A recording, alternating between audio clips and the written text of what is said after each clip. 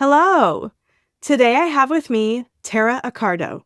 Tara is a wife and a new first-time mom to her daughter Audrey, who was born 5 weeks early via emergency C-section in January 2024.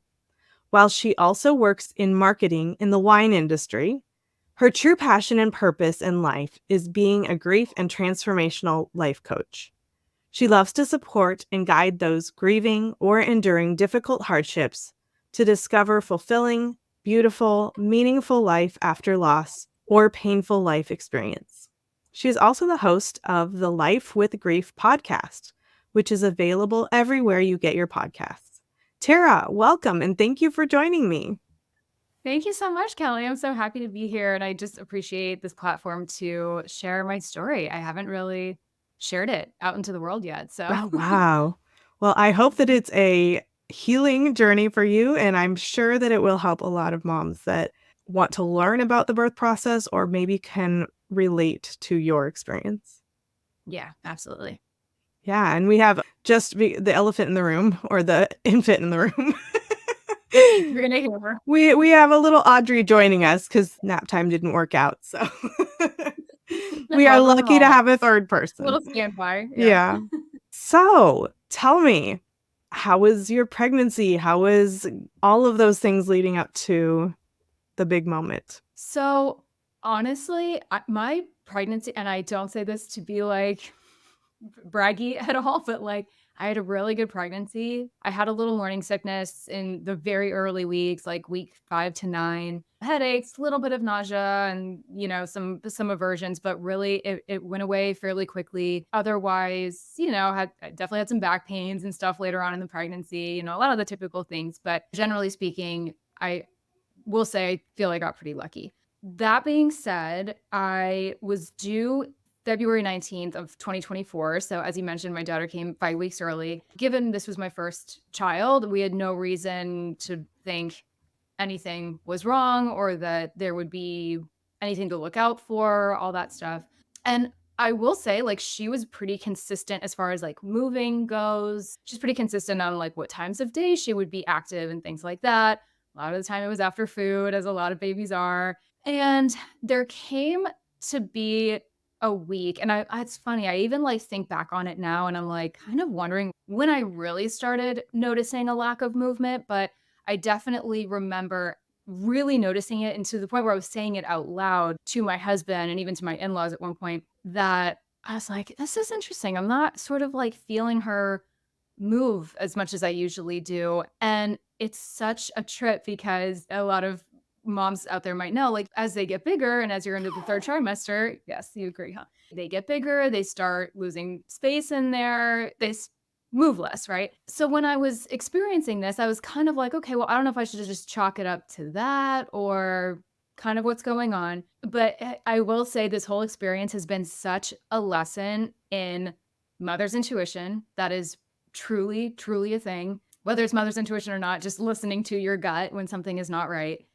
And so I think probably 2 to 3 days before we ended up having to do the emergency C-section, spoiler alert, I felt her moving significantly less. Mhm. Not even just like rolling, no kicks, really, nothing. And I remember saying like out loud the night before we had to go to get it checked out, I was like, this is really weird. Something feels really off. And my husband, bless his heart, was like, oh, I'm sure it's fine. I'm sure she's just, losing space in there, all that typical stuff. And I just remember thinking to myself, like, no, this is just, I know my baby. This is not right. So Saturday, January 13th rolls around, and I was pretty stressed out about it. And I'm not a person that gets stressed pretty easily. So when I was like stressed out and, I knew something was really off. So that morning I was up at like 5 a.m. I remember trying to do all the things to get her to move or to do the kick counts, and to see what I could feel. Tried eating something and just nothing really. Very, very minimal movement, if anything.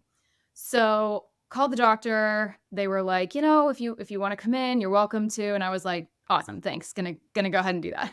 So my husband and I go to the hospital. I'm in triage, and they just start doing some tests, hook me up to an IV, do a sonogram on her, try and get her heart rate and all of that. And she was alive. She did have a heartbeat, but very long story short, it got to the point between the sonogram and then the blood pressure test they were doing, especially when I was on my right side, the Mhm. side where your heart is not, they were like, everything's like going down very Mhm. quickly. So they like leave the room for a second. They're all, they joked later, they were like, because it was a Saturday, so there was no planned C-sections or anything that day. They were like, literally the whole nursing team was watching, these monitors for your baby, because we were also interested of like what was happening. And so the nurse comes back in and she was like, okay, so I don't want to scare you guys and I don't want to like speak too soon, but it's looking like baby girl's telling us she needs to come out today. And we were obviously not prepared. We thought we had 5 more weeks at least, or maybe slightly less than that if she had decided to come early, but didn't think it would be this early. So we're looking at each other like, okay, car seat is still in storage. Like, we're like logistically, like, okay, what's happening? But also, we kind of figured if things are dire in any way, which if you're getting an emergency C-section, you're not gonna go home that night. So we're like, okay, we'll figure out the logistics. And I think just immediately my initial thought was like, whatever you have to do, I don't care how early she's coming right now, like just get her out. You know what I mean? Do what you have to do to save her. So they take us into this other room, gave me a shot to try and open her lungs. Not sure how that works, but it was like a shot where they were going to give me like one, and then the second half 24 hours later Mhm. they gave me that shot, and I think maybe 25 minutes later, they were like, "Nope, we're going in right now." Mhm. Because it continued to get worse. So yeah, started prepping me for the C-section and everything. I will say the C-section itself, not to romanticize it or anything, but like it went well. It really was not, it was certainly was not how I envisioned giving birth. I really was careful throughout my whole pregnancy, have a birth plan, but not get too married to it Mhm. because you never know what could happen. And I hear things like this happening all the time. So I was very kind of go with the flow in that regard, but certainly could not have prepared for this, obviously. But yeah, I mean that procedure in general went well. They got her out. She was breached and transverse. So her head was like up near my right boo, Mhm. basically. So getting her, turned around in that whole process was a whole thing. But they brought her out. And I remember thinking something was probably really not right because they had said to me, like, yeah, if she's looking okay and we can give you a second with her, we'll bring her above the curtain and you can hold her, you can say hi to her, whatever. And they didn't do that. They took her straight to I couldn't even see what it was. I guess like an incubator of some sort, like in that room. And they were working on her and she was alive, but we didn't hear a cry for several minutes. We finally did. It was like the sweetest little cry I've ever heard in my life. So she was alive, but she was not well at all. So they kind of gave us an update on that. And they were like, we're going to take her to the NICU and start working on her. Dad, if you want to come with us, because my husband was up at the top with me. So they were starting to stitch me up and everything. And I was like, please go. Like, I want at least one of us with her, and I can't be. So please go with the baby. So they get me all figured out into a recovery room. A little while later, my husband comes in. He is like white as a ghost, not really saying anything. And I was like, what's going on? And I had to recover in this room for like 2 hours. It was the most gray, miserable room. Like, it was probably one of the most traumatizing parts of this whole day was this. And this is when we found out kind of how bad things were. So she ended up needing, well, 3 blood transfusions. So she Mhm. got 2 at that hospital, but they were just sort of I'm going to say like the more, my way of wording this is not official, the normal blood transfusions, I would say. Oh, And got it. then we're in California, we're Northern California. Mhm. So for those who may or may not be familiar, there is a really highly regarded children's hospital, thankfully, not super far from us in Oakland, UCSF Benioff. And they were like, we are going to be transferring her there tonight to get a 3rd transfusion because she needs one with like plasma Mhm. and other blood matter. um, so I was like, okay. So She thinks that's basically, funny. yeah, she has a lot to say. Uh, So basically, come to find out what sort of happened and what needed the transfusions. And I actually don't even still to this day sort of understand how this percentage works out, but 120% of her fetal blood leaked into my blood system. And it's really surreal still because literally, we had some of we're very fortunate in that we had some of the best doctors looking at her at all 3 of these NICUs that she was in. Not one of them, they sent the blood, the placenta out for testing. When she was born, they were like, there was no trauma to the placenta, like nothing that would have indicated as to like what caused this, when it happened, why it happened. It just happened. So we still don't know what caused that. It was like just some freak thing. And they were like, this is pretty rare. We've kind of never seen this without some obvious, again, like trauma to the placenta that would have caused this. They think it was like kind of a slow leak in some way, but they have no idea when it started happening or anything like that. But essentially that she was highly, highly anemic when she came out. Like she was stark white because she had basically no blood. So yeah, so that's what caused all the transfusions to be needed. And really on top of that, the scariest part was the fact that she had lack of oxygen to her brain and various organs for an unknown amount of time, really. So that was really the first like week or two, of course, was like making sure she was recovering, making sure that the transfusions took okay and all of that, but also just monitoring for any side effects, if you will, of this lack of oxygen. And even now we're having a ton of follow-ups just to make sure she's progressing well and that there's not like any obvious things that came from that lack of oxygen. And thank God, I'm knocking on wood, every follow-up she's had so far has been really great. There's no concerns. She's doing amazing. It's miraculous. But she was in the NICU for 18 days. She was in like 3 or 4 different NICUs. They transferred her back and forth for various reasons that I won't even get into right now. But it was an interesting experience in general. And then you're healing from a C-section on top of it. So I was just on the go faster than I anticipated too. So like I gave birth to her Saturday and then was discharged the following night because they were like, we know you want to get to your baby. And that was, I think, probably the hardest part too. In that 24 hours, obviously not knowing if she was going to not only just be okay, but really survive, because they were like, multiple nurses and doctors were like, if you hadn't come in when you did, this would be a much sadder situation. And one of them was so blunt to be like, if you had come in even the next day, she would have died. So I'm like, okay, that's a lot to process and kind of scary.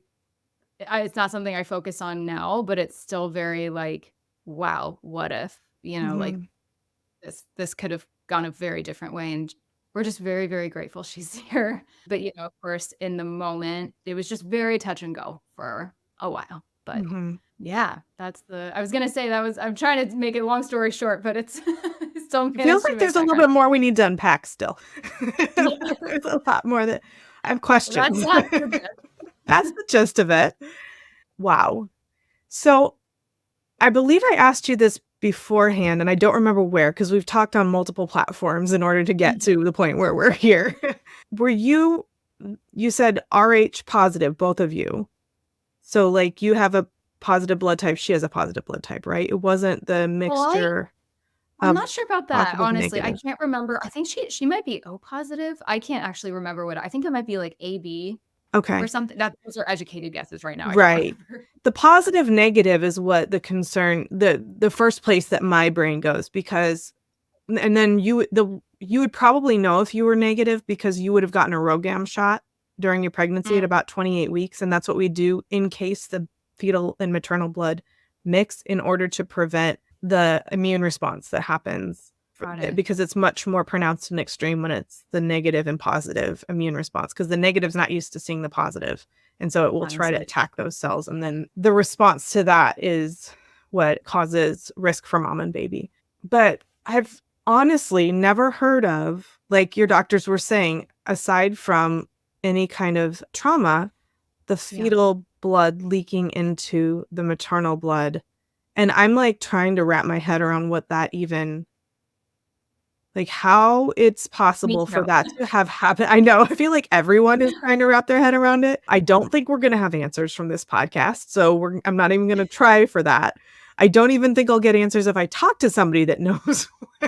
And I'm going to be bugging some of my maternal fetal specialists about this and see if there's anything that we can find out about it. Yeah. But I really can't even wrap my head around her losing that much of her blood supply, how that maths, and how, like, did she even have any blood in her body when she came out? Like, how do you lose Like, that's what I'm 120%? almost I know, that's and I'm like But and she that's had why to they have. didn't really yeah, she had to have, right? I mean, to Right, be alive, you need to have heartbeat, there's gotta be some blood pumping. right. So if but I'm almost wondering if it was, like, came out of her, but then the placenta too? I don't know. I mean, obviously, I'm Mhm. certainly not a doctor or a Yeah. nurse or well versed on any of this, but that 120 is what they gave us, and then we were Wow. like, Huh? how does that one That's not math. but either way, the moral of the story is she was highly lacking in blood, meant for the So, oxygen and yeah. was there, like, a term, like, a medical term for it? Did they give you, like, a diagnosis, or it was just like, "We don't know what happened, there's all," like, "We measured somehow and the blood came out," and Yeah, okay. Yeah, I don't yeah, they understand that at mhm, all. kind But of that's okay. That's the point is of the moral of this story is that you felt like something was wrong. It wasn't just a feeling. There were changes in movement. The way that you described it, I think, is very key and amazing. You said that there were kicks and rolling movements that didn't occur anymore. right, yeah, Also, having gotten to know your baby while you were pregnant with her, it didn't feel like she was okay. right, And I think about those things. And when you have a child that's outside of the womb that has been born, parents also describe those feelings. They're not acting right. They're not, yeah, they don't look right. Something doesn't seem right, even if the symptoms are vague, because babies can't necessarily communicate those symptoms. And I just want to really enforce how it's important to pay attention to those things. If your baby's not mhm, acting right, even if you're pregnant with that baby, if that baby's not acting right, it's important to sit down and figure out what that not acting right means. If you sit down and you're doing your kick counts, which when we say kick counts, those are movements, and you see if your baby's not moving the way that they used to. And there is some degree of as your baby runs out of space, the movements will feel different. It's usually not one day to the next. It's usually not very abrupt. So if there's definitely an abrupt change in movement, what will happen is you'll call your doctor. You'll say, you know what, something doesn't feel right. They will put you on the monitor. We can tell from your baby's heart rate and the pattern of your baby's heart rate if there's something concerning. And while I recognize that it's not 100% accurate, we can put you on the monitor for, if we can get 20 minutes of what we call a reactive strip. If your baby's got nice squiggly lines in the heart rate and the heart rate goes up and down enough per our measurements that we can see that your baby is what we call neurologically intact, or that your baby's metabolic state is right now status quo. That usually tells us within this 24-hour period, everything is fine. You may need to do another one tomorrow if things don't feel right or if things get worse. So we can't guarantee, but if your baby looks textbook perfect right now in that 20-minute period, most of the time that means that things are okay. If there's other extenuating circumstances or if the baby's heart rate doesn't look right, then we'll do other tests like the fetal monitoring. We'll do a BPP, which is like where we check the baby's movements, we check the fluid, we check certain parameters that aren't necessarily important right now, but we look at the big picture, including the heart rate, and decide if there's more that we need to consider. And sometimes you'll just stay at the hospital, we'll watch, or sometimes we'll move to delivery, or sometimes we'll just say everything's great. You can go home. We'll follow up in this many days. So I just want to encourage parents to call your doctor. You don't need to call the hospital. You call your doctor or midwife if you are in midwifery care, and they will decide whether you need to be seen. And because I want to be inclusive of midwifery care and low risk birth, if you're planning a home birth or you're planning a birth center birth or a low risk hospital birth, your midwife can decide if you're still within the low risk category or if they want to decide to check you out to see if you can stay within the low risk category. So it doesn't necessarily mean that anything's going to change. We just want to know. And that's perfectly okay. And I know that there's a lot of doubt surrounding the whole calling the doctor and feeling like you're being an alarmist, but it's very, very important to trust your instinct, to trust the evidence, and to remember that if you would take your baby to the doctor if they were outside of the womb for the way that they're acting inside of the womb right now, then it's necessary to take them to the doctor for the way that they're acting right now. So that's my little soapbox about that. And I applaud you for having that intuition and making that decision, because it's very important and it's very easy to find out if we need to proceed. It just is a matter of going in and checking you out. Yeah. That's what was great about the nurse team that checked me. They were amazing. Like we got really lucky, and they were like, you know what? Especially when we first got in there, nothing super obvious seemed wrong yet. They were Mm-hmm. like, no, it's better to be safe than sorry. It's great you came in. Sorry. Mm-hmm. They, they were just like, it's like, why not get checked out? You know what I Right. mean? And you're not being an alarmist. Moms know best. And it could have Mm-hmm. been so easy to listen to my husband in that moment and been like, because he's loved my husband dearly. All respect to the the partners who are not carrying, but it's sometimes easy for them to just be like, "Oh no, it's probably fine. Don't worry." Depending on the person, and Right. so we could have done that, and I don't even want Yeah. to think about the alternatives. So, Well, there's value yeah, in not freaking out of and course, yeah, yeah. also Mm. getting it checked out. Yeah. Doesn't mean I you're like to freaking think I out. was a happy medium of both that morning. I was kinda just like, "This would just make me feel better, Mm-hmm. not freaking out yet," right? Because 'Cause I'm just like I felt like I heard I felt like a little bit of movement, like, ever so slightly. So I was just like, "Okay, I feel she's alive, like, I think she's in there, but, like, Yeah. I'm not waiting another 4 or 5 weeks until she's supposed to be born to know for sure." So, Yeah. Right. yeah. Yeah. That's important. And like I said, really, it's so easy to find out. It's so easy to put your Yeah. baby on the monitor and decide, does this baby look good right now? If the baby Everything looks you good said was right now, ridiculous. yeah, Yeah. then sure, cool. We're good. And from the perspective of a labor and delivery nurse, it's not hard from our end. And I never think, not another decreased fetal movement. I think, come in, let's make sure your baby's okay. It's Right. not something Yeah. that we're ever thinking, not another alarmist, There's definitely other things that might be more alarmist, but not that. That's the one thing where we're like, yeah, please, let's find out. Yeah, we don't want to know Yeah. And as the later. mom in that position, like, we really appreciate that because, I'm sure there are people in the health field that are just, they don't always I've heard of some moms as having more negative experiences with that, Mhm, or, like, people that were not as empathetic, or they didn't treat them with that, "Let's just make sure it's okay." mhm. You know what I mean? Like, they just didn't have that compassion really for what the mom was feeling, so I just felt very well supported that day, so Mhm. that yeah, and from the mom perspective, that really means a lot when Yeah. we get that. Let's talk about the C-section and like, was it an emergency C-section? Did they run you back to the OR real fast, or was it kind of like a calm but brisk stroll? How did that look for It you? was Yeah, good question. I guess it was a brisk process. They were I wouldn't say running around, but Mhm, there was urgency to mhm. it for sure. I mean, I remember, yeah, like I said, being in that room, and then it was like my husband and I, just for a moment, they went out to kind of like do whatever the nurses were doing. They were all watching the monitors from a different room. And then I remember, again, I think it was either whatever side I was on, even he and I saw on the monitor that her heart rate had dropped significantly. Within seconds, they were in there. They were like, "All right, this is going to go ahead and happen right now because we're not waiting."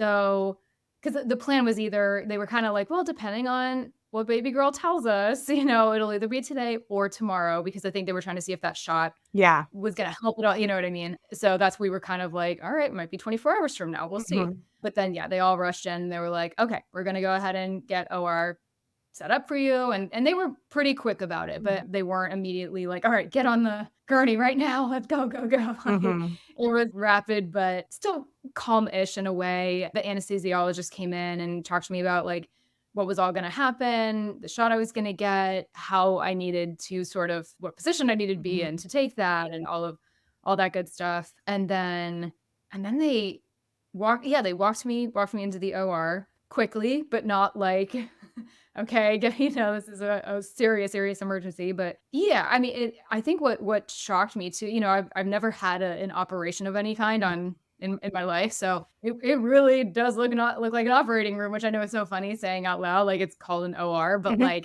you don't realize, like, "Oh, this is, like, they're really cutting in there." mhm. Um, And, I think it also shocked me how many people were in there. Mhm. Like, I think I even like to kind of distract myself, I was counting at one point and there was at least 8 or 10 people and each had their own jobs. And I don't know if they were you could probably shed some light on this. I don't know if they were recording themselves saying all of this at one point, but they were like saying who they were and giving like a little update on something. I was like, this is fascinating. This is Mhm. fascinating. And then they, sat me on the bed, and I was still pretty calm at this point. I think just because I was relieved that they were doing something about it. So Mhm. like, you know what I mean? Like for me, I was just like, I don't care about myself. Like just get her out. Okay, good. We're taking action. Mhm. That makes me happy. A little chaotic, but somewhat calm. They gave me the shot, and that is such a trip too, how it numbs you, and they were like, "Okay, you're gonna need to lie on your back really quick," and Yeah. it is crazy how fast Right that now. works. I was like, "Whoa, okay, here we go." They were like, "Okay, good job, good job." I also didn't know how much it makes you shake. My left arm was completely uncontrollable. I was like, and that was the beautiful thing about this anesthesiologist. Like he was up at my head with me, like honestly such an angel, like describing everything that was going on, which is so nice, as again, you have this curtain, you can't see what's going on down there. So to have someone sort of narrating, but also being very calm themselves, he really helped keep myself and my husband, when he was finally let in, very calm. Really appreciated that.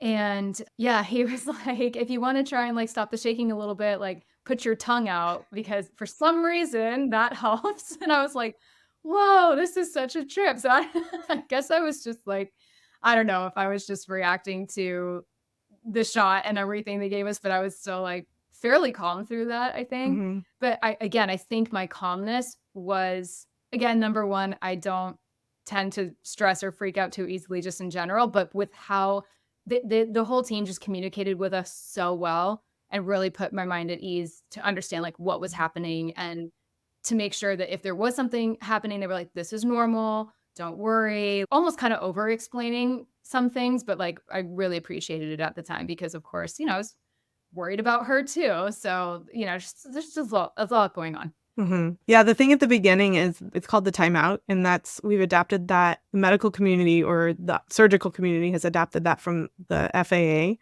It's like a checklist that they go through when you get on a plane to Yeah. make sure that all systems are go. That's what Got it. we've started doing for surgeries, but also so that we can know what each other's role is and so that the patient can know. So even though you can't see past the curtain, it's Yeah. probably like someone across the room is like, I'm Kelly, the labor and delivery nurse.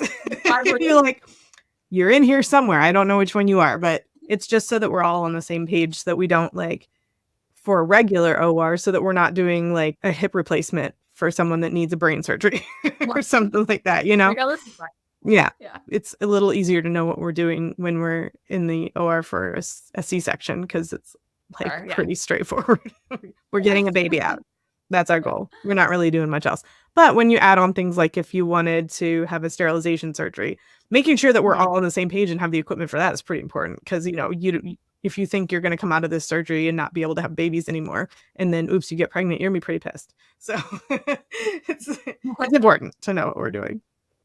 You had mentioned that you got the shot for her lung development, and then Mhm. the idea was hopefully within the next 24 hours have the C-section, but to be able to give her lungs the time that they needed. First thought on that process is her lungs weren't the problem. Second, so Sure. I don't think they knew that at the time. Like, they correct. wouldn't know that Hindsight being there was a 2020, yeah. probably Yeah, I wouldn't have mattered. remember that. Yeah, no, totally. It did not. I think they made the comment to me, "We want to keep you pregnant as long as possible." And I was Mhm. like, "All right, I don't know what 24 hours is gonna do, but sure, I trust you." Mhm. Yeah, so I think the lungs thing was, I guess I don't know the details of that decision, but Well, it's clearly they didn't standard. put So it's clarity what it of does everything else. is I don't remember if you remember from like high school or college, like chemistry, what surfactant is. It helps decrease the surface tension of liquid. So like if you see bugs walking on water, that's for the surface tension of water. If you throw a rock into the water and you see like the breaking of the tension of the top of the water from Mhm. the force, that's the surface tension because the water molecules will do that. They'll do that in your lungs too. But the surfactant breaks it up. Soap does that too, so it'll break up grease. So it's essentially, it breaks up the surface tension so that the alveoli of the lungs can open and stay open versus the fluid of lungs keeping them stuck together and closed from the surface tension. Okay. Okay. And babies don't secrete as much of that until they're full term. So Mm, the system that it helps work through is a steroid, usually called, it's either betamethasone or dexamethasone. I think there's maybe one other, I can't remember off the top of my head, but it'll cause that process to occur earlier. And it takes about okay. 24 hours for it to work.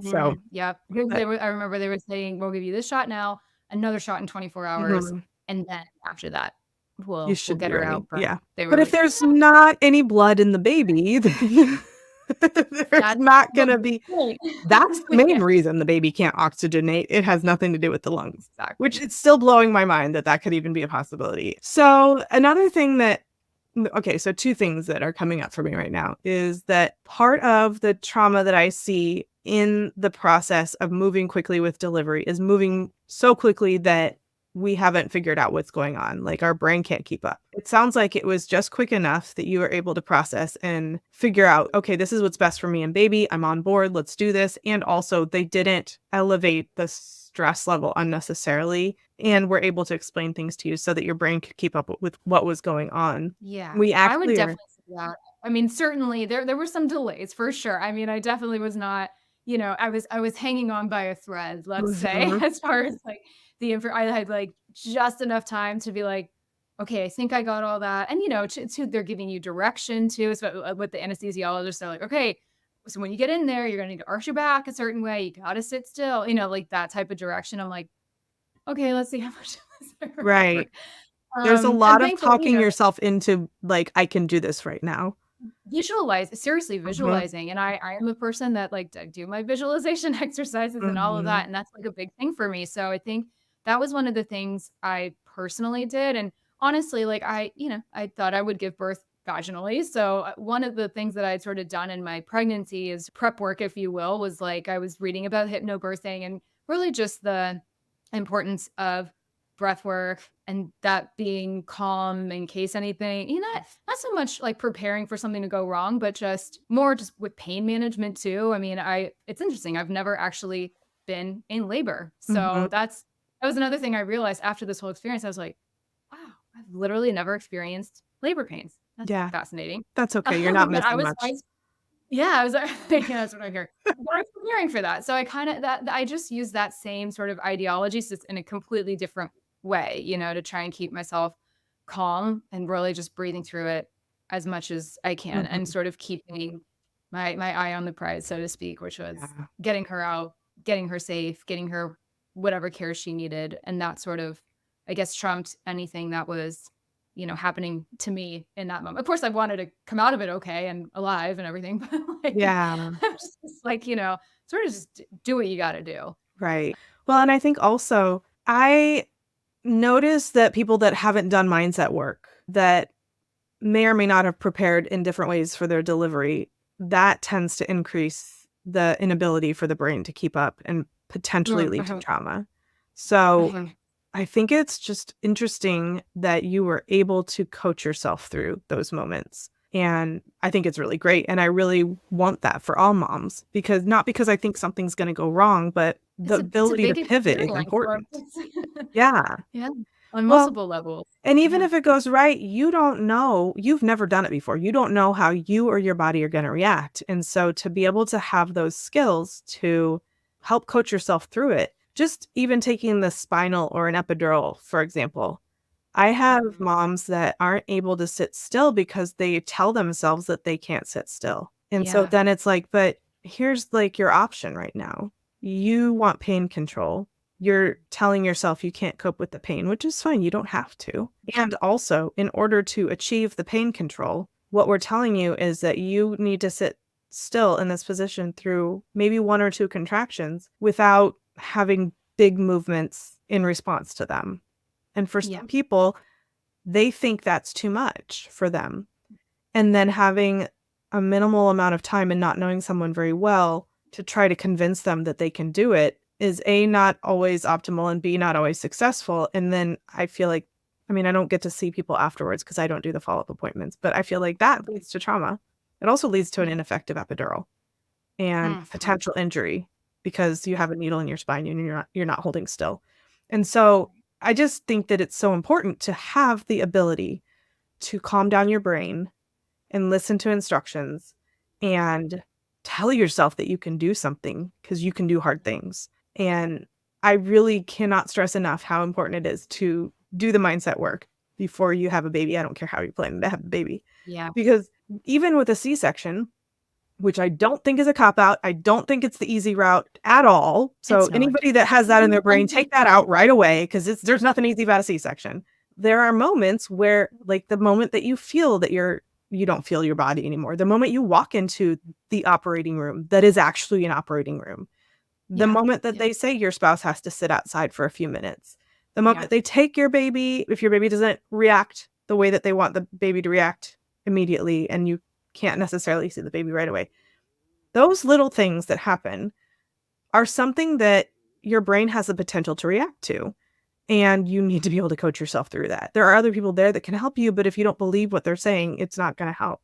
So I can't stress that enough for moms and dads, I think, and or Yeah. partners, anybody that's in that space with a person that is having a baby. It's so important to be able to move forward in a healthy manner, in an emotionally healthy manner, because there's so much unnecessary stress and trauma that happens during Yeah. delivery. Definitely. And I can see how, moms could react to other people. Like, I think you touched on this earlier, like, Mhm. had the nursing team been frantic and Yeah. chaotic and overly worried and all of this, that could have affected me. My husband, honestly, like, he does not like hospitals. He was very worried about me. Obviously, he was worried about her. He definitely has some anxiety more than I do without going into a lot of detail. And I honestly, almost in that moment, was like worried about him too, Mhm. which I know I talked to so many people about this and they were like, not that you shouldn't have been worried about your husband, but like you needed to focus on you and the baby. I'm like, I know, but Yeah. he's a part of this equation too. And he did the best he could. He really did. Right. And he was not freaking out, but I could,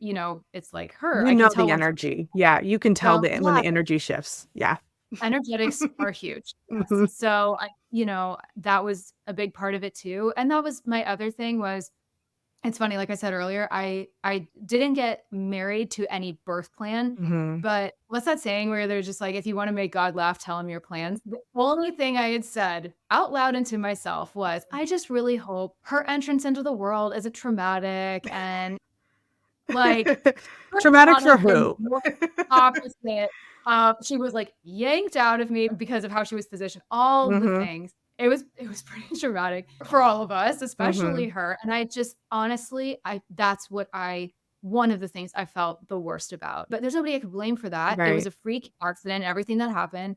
I was really cautious not to blame myself, even though I wanted to, because I was like, that was my blood system that her blood went into. And that's what's tough. I'm just like, I don't know if I did anything to cause that. Maybe I did bump something kind of hard, but not hard enough to make it really traumatic. But I'll never know that. So what does harping on that matter? But also I have to be very honest. If something had happened to her or if she didn't make it, I wouldn't be able to say that right now, probably. I mean, the fact that she's here and healthy and doing as well as she is, I can look back and say that now. But if the circumstances had gone differently, I might be singing a different tune. So just having grace with ourselves through the whole process, it's easier said than done, especially I think as the mom. But that's been a big thing for me in processing it all and just not harboring any guilt over it was something that I did or what I don't know. So how can I live in that headspace? So yeah, like you said, the mindset work is really, really important, I think. Yeah.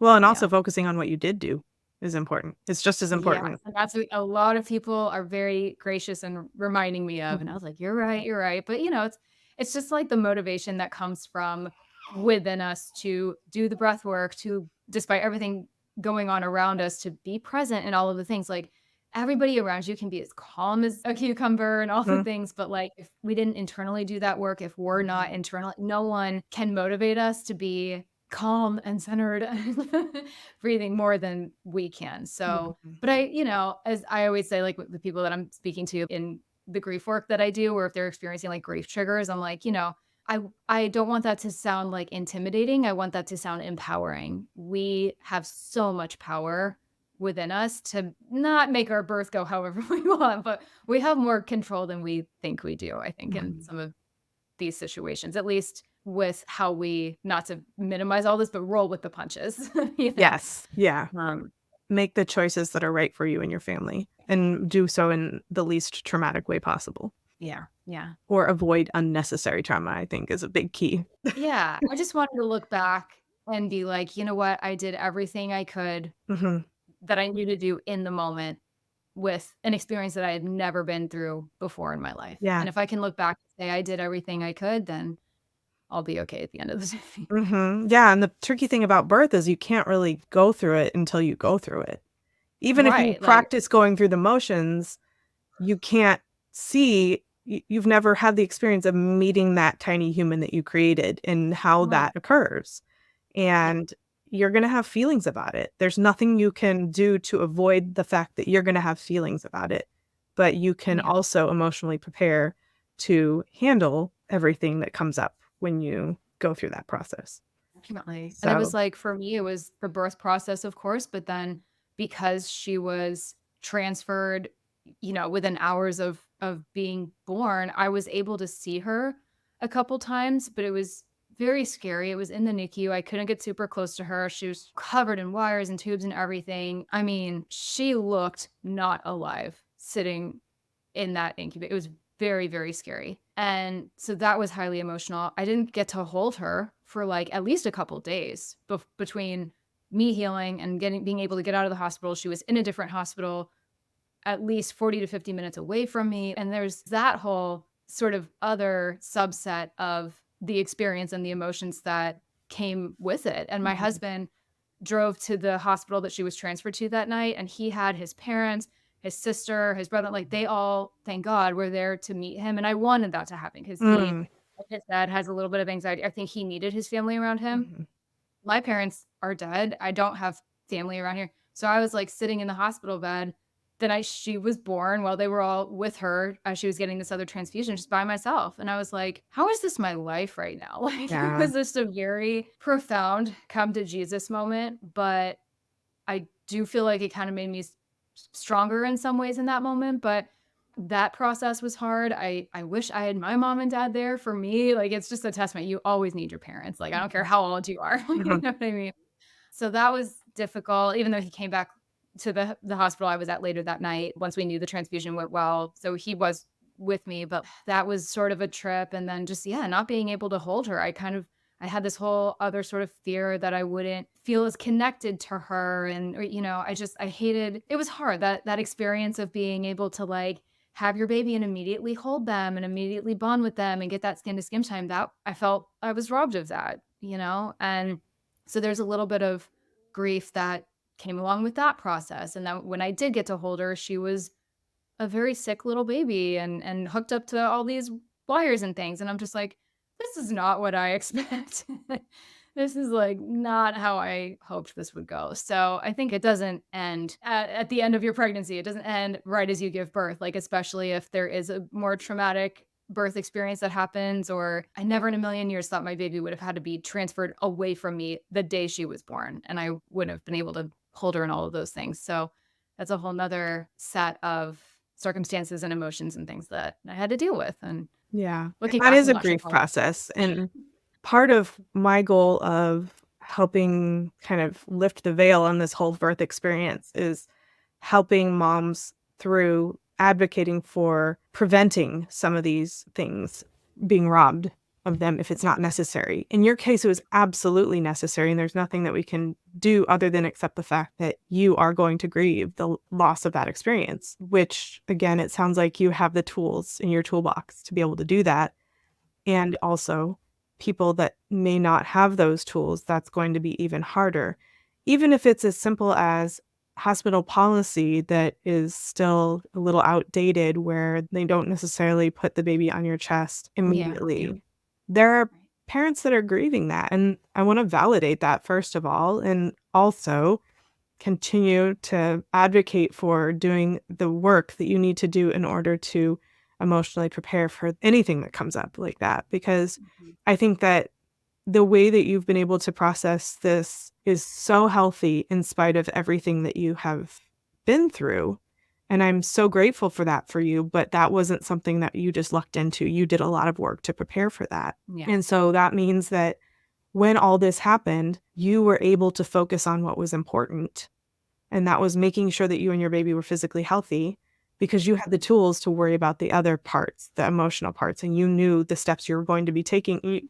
Not that it was magically fine, but you knew that Right. you're going to be taking steps in the future to work through that grief. You're going to accept that grief, and you're going to allow yourself to process and heal from it and know what that process looks like without judgment and without denial of the necessary steps. And I think that is so valuable. So I'm out here saying, do your emotional work, do your mindset work, and reach out if you need help with that. And, having someone that's like you, that's a grief coach, is super important as well, because Yeah. grief doesn't just come up for the more common experience. You think grief, you think death. Death. Right. Exactly. You can grieve experiences. You can grieve the fact that you didn't get to hold your baby. That's grief. That's heavy. Yeah. Even if your baby ends up, quote unquote, fine, Well, there's fine. still Right. grief in having to see your baby go through a lot of these things. I can't even imagine. I've seen babies have blood transfusions. I have never seen my baby have a blood transfusion. Right. That is It's different. so different. It hits different. Yeah. It is very different. So the tools that you need to be able to get through that process are so valuable. Yeah, definitely. And maybe I have no better way to say this right now, but so just bear with me, but Yeah. maybe I had a little bit of a leg up, I guess, in a way, because I am a grief coach, because I already have these tools in the way that I've had to grieve other things in my life. But that is one of the reasons that yeah, like you said, like having a coach, whether it's a grief coach or a life Yep. coach, or just you be your own coach, right? Mhm. Because it's funny. I always tell like some of my clients, I'm just like, and they joke, they're like, "Oh, I always have your voice in the back of my head, Tara." I'm just like, sure, but like in the moment that you're having a grief trigger or something that comes up for you, or whatever it is, I'm not going to be physically there. We're not going to be on the phone, and I can't necessarily talk you through that. I can equip you, Mhm. but we are our own sort of coaches in a way at the end of the day. But again, I always want that to feel like empowering, but it's so hard because I say this too, the same brain that's trying to process grief and trying to process this traumatic experience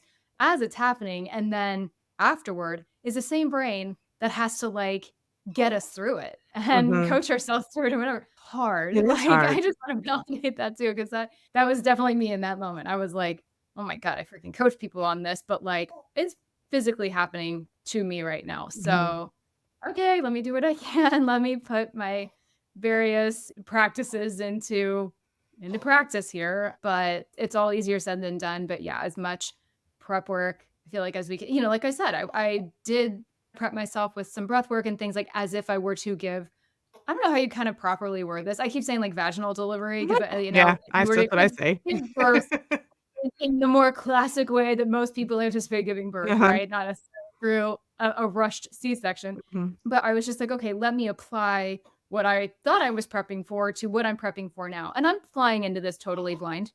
But it was definitely, I think, a mixture of the team, the doctors, the nurses, and everything being as wonderful as they were and calm and working with a sense of urgency, which actually didn't scare me. I appreciated it because to Mhm. me, that meant they took it seriously. Mhm. That's just my experience. Other Mhm. moms might feel about that, but I appreciated that. I think it was a good mixture of that, but then also the work I tried to do for myself, like Yeah. leading up for it kind of kicking in. So between the two, I feel like it went as well as it could have gone, Yeah. considering. Well, I mean, it's Yeah. better than your brain either shutting down or you dissociating or you having big emotional outbursts and not being able to think Yeah. logically in the space. Which is easy to do. Like It is so easy to do. oh, Yeah. I get it. It I it's know really that could easy to happen. melt down. That Yeah, it is. that's Yeah. not hard. So something that I ask all parents that I interview is, if you could go back and talk to yourself before this process, if you had the opportunity to give yourself a message, what would you want to go back and tell yourself?